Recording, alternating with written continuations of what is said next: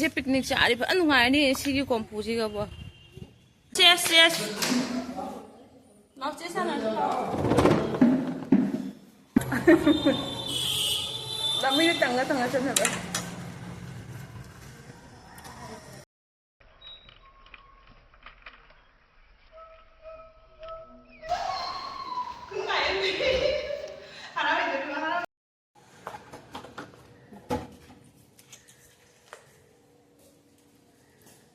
ꯅꯤꯎꯌꯥꯔꯒꯤ ꯀꯣꯏꯕ ꯆꯠꯂꯨꯈꯤꯒꯦ ꯃꯌꯥꯝ ꯑꯗꯣ ꯀꯗꯥꯏꯗꯅꯣ ꯍꯥꯏꯕꯗꯣ ꯌꯦꯡꯍꯜꯂꯛꯑꯒꯦ ꯁꯨꯝ ꯌꯧꯔꯒ ꯂꯥꯛꯀꯦ ꯇꯣꯝꯕꯤ ꯁꯣꯝꯗ ꯆꯠꯅ ꯍꯥꯏ ꯇꯧꯔꯣ ꯇꯣꯝꯕꯤ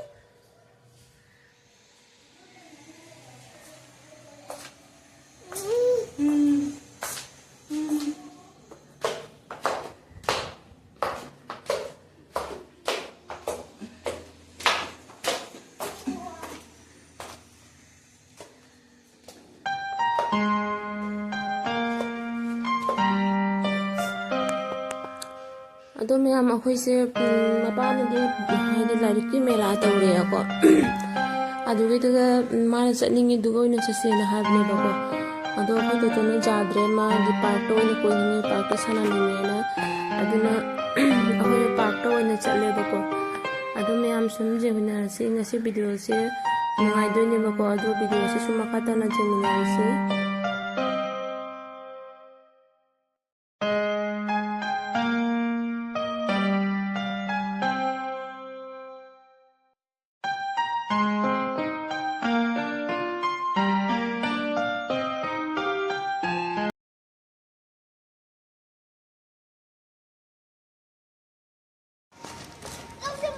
ꯌꯧꯔꯦ ꯃꯌꯥꯝ ꯑꯗꯣ ꯍꯧꯖꯤꯛꯁꯦ ꯃꯅꯨꯡꯗ ꯆꯪꯅꯕꯅꯤꯅ ꯇꯤꯀꯦꯠ ꯀꯛꯏꯅꯦꯕꯀꯣ ꯇꯤꯀꯦꯠꯁꯦ ꯍꯥꯏꯗꯤ ꯑꯍꯟꯒꯤꯅ ꯂꯨꯄꯥ ꯀꯌꯥꯅꯣ ꯑꯗꯨꯝ ꯀꯥꯎꯔꯦ ꯑꯗꯣ ꯁꯨꯃꯥꯏꯅ ꯇꯤꯀꯦꯠꯁꯦ ꯀꯛꯑꯦ ꯑꯗꯨꯒꯩꯗꯤ ꯁꯣꯝꯗ ꯆꯪꯉꯅꯦꯕꯀꯣ ꯑꯗꯨꯗꯤ ꯃꯌꯥꯝ ꯁꯨꯝ ꯌꯦꯡꯃꯤꯟꯅꯔꯁꯤ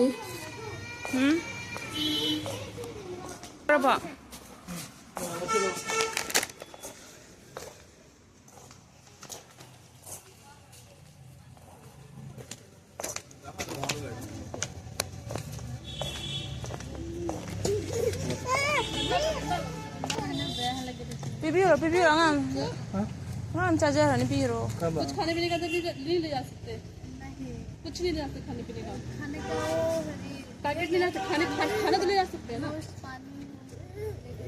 पैकेट्स के अलावा खाना ले जा सकते हैं तो उन्हें भी अलाउ है क्या ना कहीं मत तो कोई अलाउ तो क्या पे खाना पड़ेगा अंदर लाओ नहीं हां नहीं बोल जाओ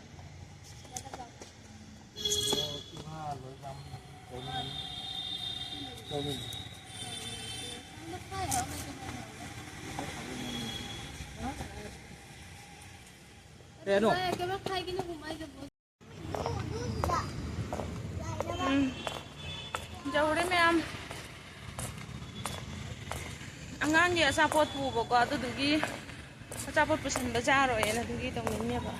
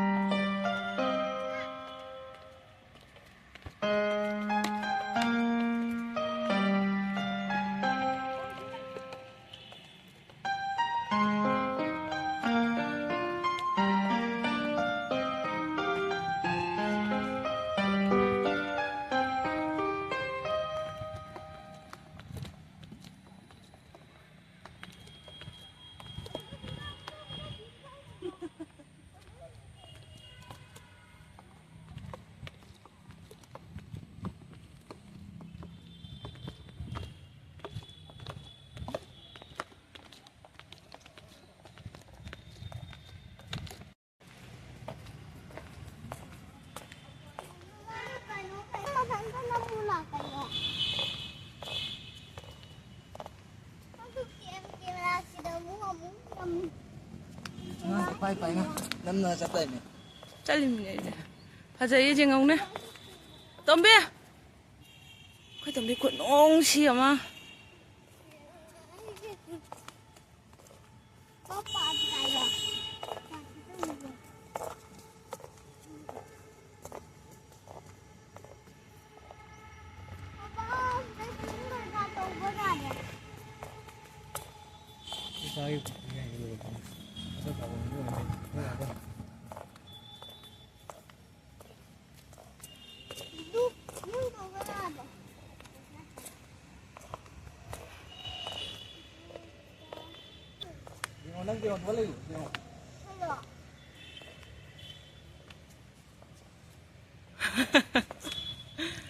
Foto kapi đâu ra?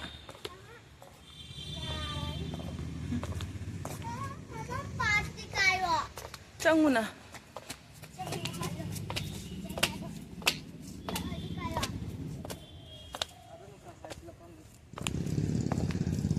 Kak nggak sana bom di kak? Lo sana lo sih lo. Aku tuh bi foto om tengkat.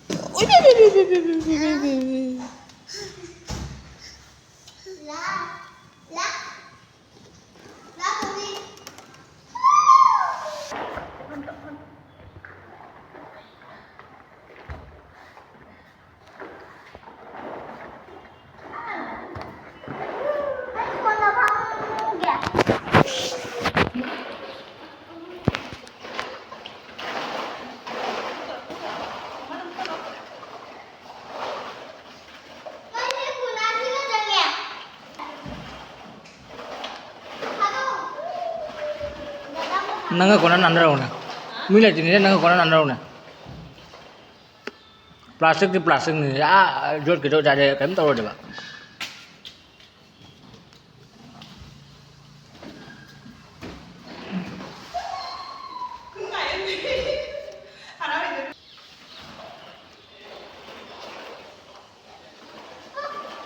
Ada.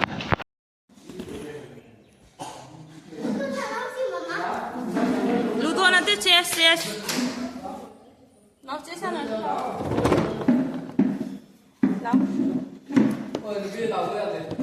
Siap tapi sih nambil untuk tu.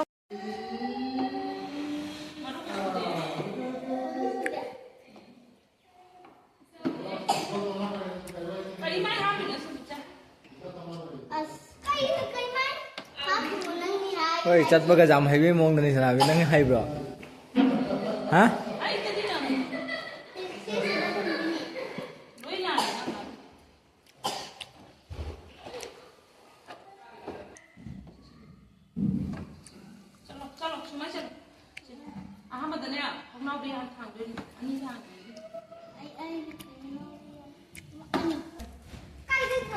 Oi, host tu kemai cali am teng tahu nih, duduk.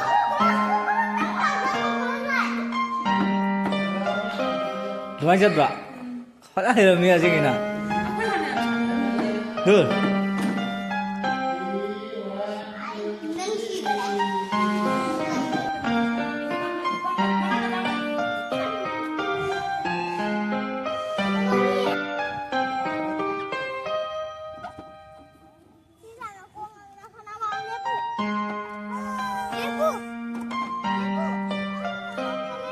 Lepo emak kum gay.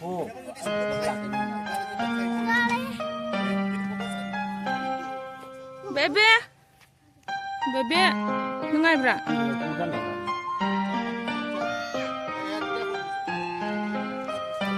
Bebe nungai bra. Entang lebih. Entang lebih apa? Lấy thuốc đi.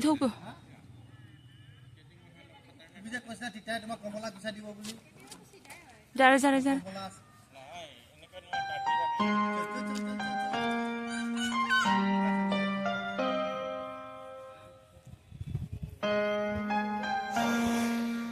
aja. Aku tutup aja. Kakak lo tutup kak. Cali jangan nunggu ya.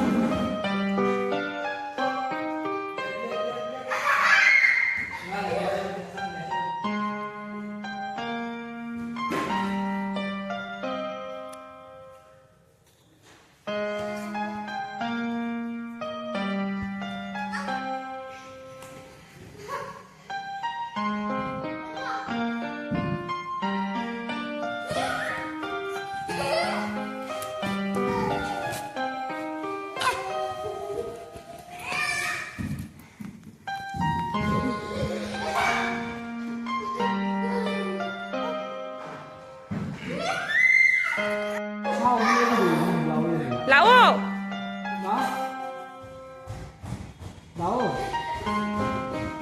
तुम लीजिए कर चिंग करो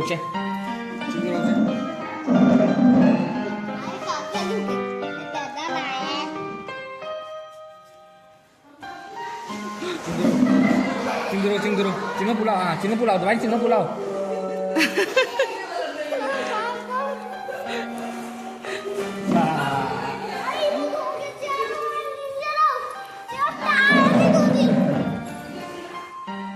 Tami nung ai bra?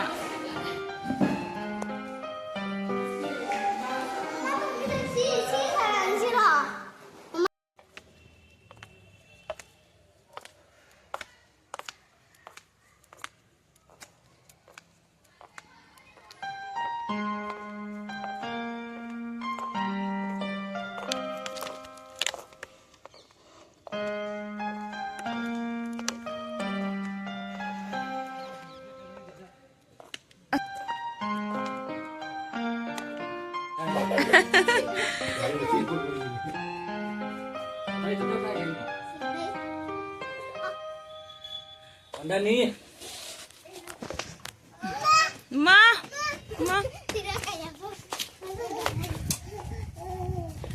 Asing ba sai je picnic cha ari an ngai ni sigi kompu ji ga ba.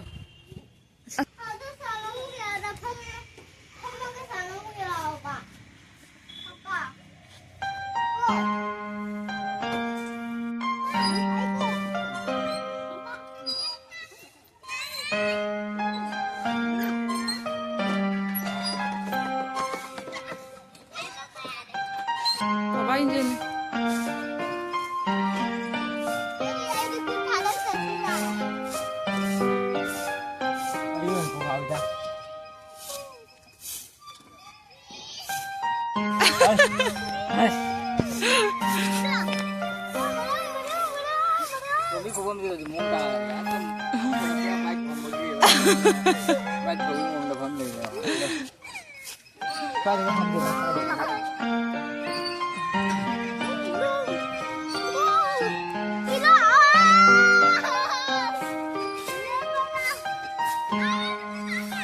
Haji nabi ya haji dinda nungai re gamba ki bawa le ma.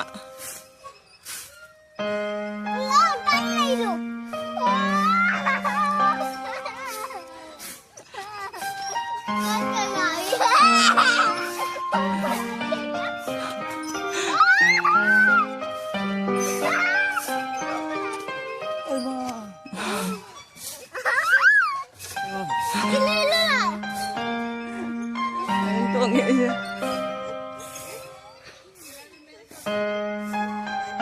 Ada. Hai ngomong nama saya tentu.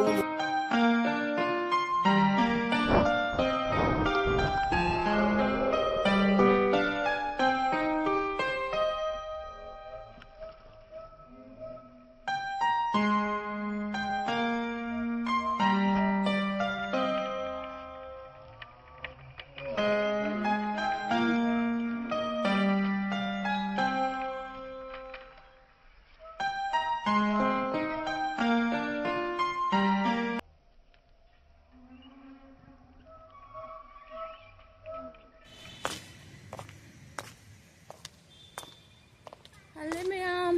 Bye bye. Bye bye thôi. Bye bye thôi. Bye bye.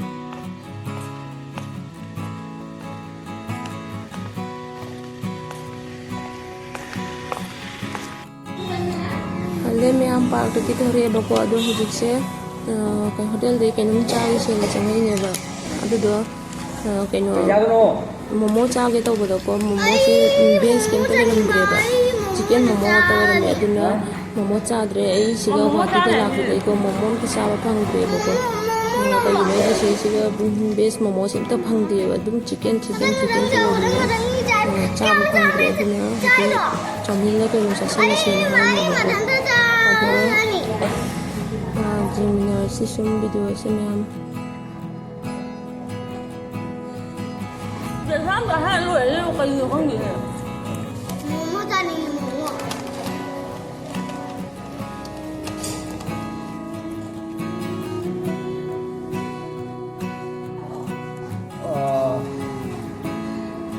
เป็นไทยเบสโมโมตัวสิ chicken ini. เกี่ยนอะไร Kami no. Chowmein आना तो เบสโซเมนตารูสิเกนโซเมนตาตัว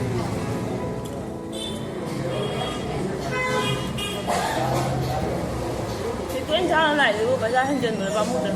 ทราบแล้วเขาเลย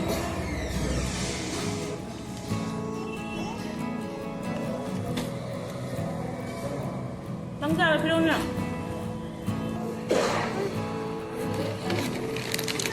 akhoi to me je to hing ma chin de de to be to kam cha re man ta ji अम्मा अम्मा का be se ra na Em ra mình tăng ra cái này phải như nè. Pedro bi ge akhoi to ko to le ma so ma to ma chin de pa to na me to le ni hai to laเขาจะดีมือจริง 做炸了， นั่นก็งานมัน Hai bên rồi. ทางที่ดี 刚刚这种，妈妈不知道。 À rồi nó lại lúc không được rồi nhưng mà được được được rồi. À thùng mà in bây giờ. Tôi mới mua vàng rồi. Tôi đã miếng là vậy.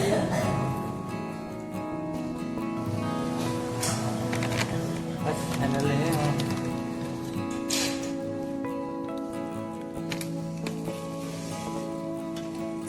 Thì ra cái gì thì con trai cũng ngon hơn.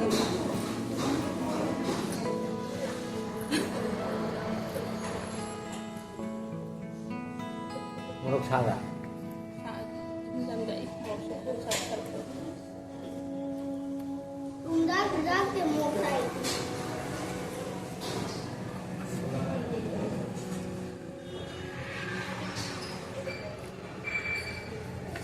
Cái đâu ăn? Hào bro. Hào bro. Mày.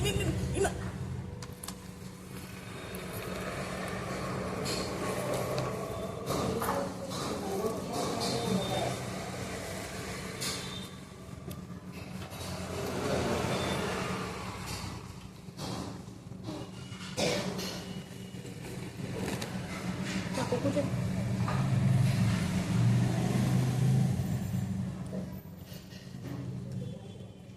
beri jangan yang mereka. Hah? Ada beri jangan yang.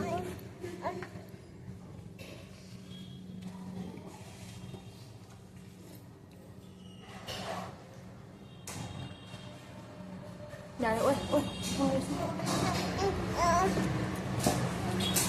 Đây. Không tôi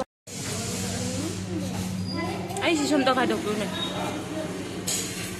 Cái tôi anh chẳng một số biro.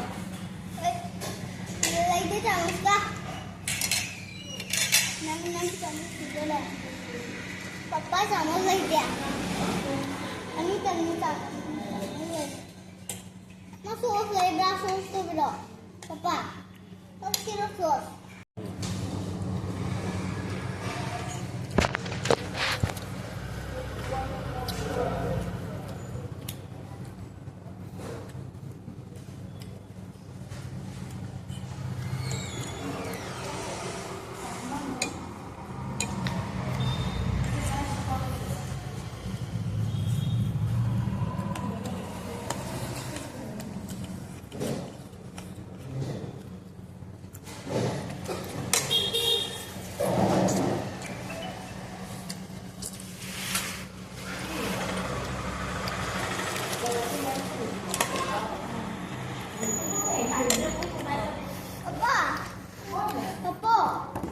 Papa. sao cái sang cái mà này ấy giờ thôi kìa ít vô không thầm hả ít vô không thầm mẹ bạn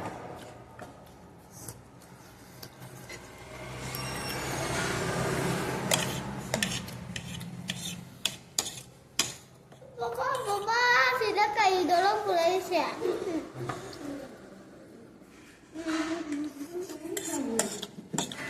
terus ini sabuknya gitu ya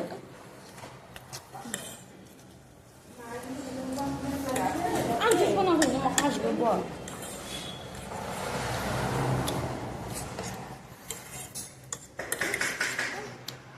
Hello.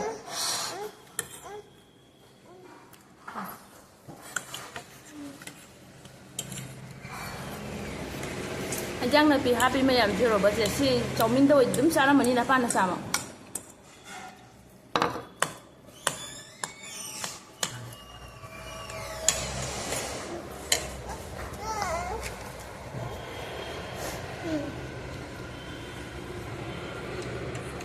ngon rồi hết hết hả bố ra đây có làm không xin ăn căng chỉ là mà cái buồn mà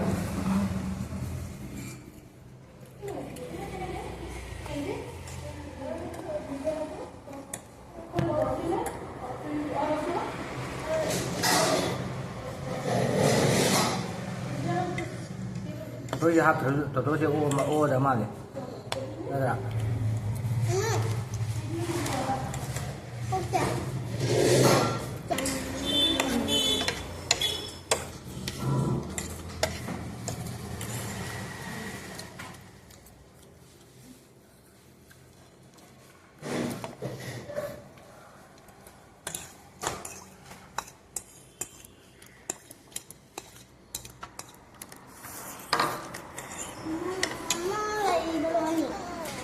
này rồi cậu khí như tôi sẽ không phải được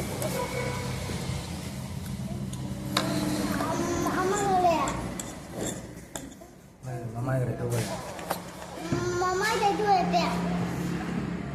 Sekaya. Dan bukti dia makan. đó à đúng không Chị em ăn boleh telepon. có mấy thì thuộc của con gì xin ngủ nó không nó hút cơ thể thuộc của lôi chế là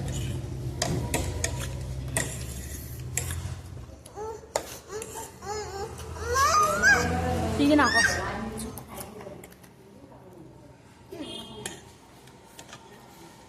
nhìn cho trong nên lâu ra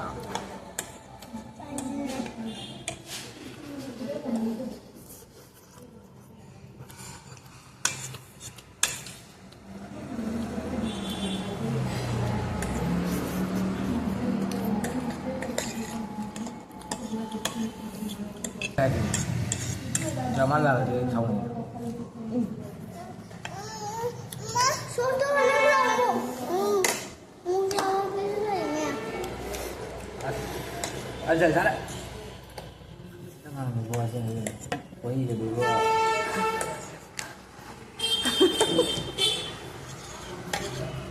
Aku jangan ini, susah pakai. ra đây khao đốt ra hay là bùi gì đã biết tầng chân rồi